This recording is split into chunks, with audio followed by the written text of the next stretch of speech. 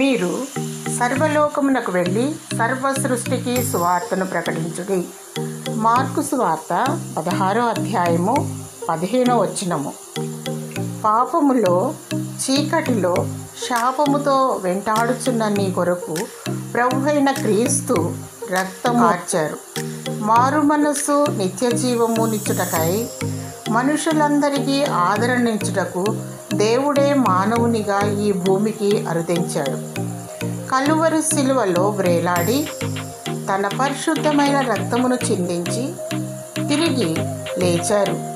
నీకు సమాధానము నిత్య జీవము కావాలంటే యేసు ప్రభువుని నీ నోటితో ఒప్పుకొని నీ హృదయాన్ని దేవునికి ఇమ్ము.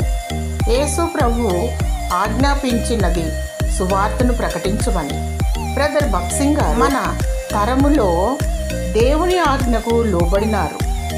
ప్రపంచాన్ని శాంతి సందేశాన్ని అందించారు. వారి సువార్త యాత్రను ముగించి ప్రభువు రాజ్యాన్ని చేరుకున్నారు. నీవు కూడా దేవుని ప్రేమను ప్రకటించు. దేవుడు నిన్ను అభిషేకించి దీవించి ఆశీర్వదించునుగాక. ఆమేన్.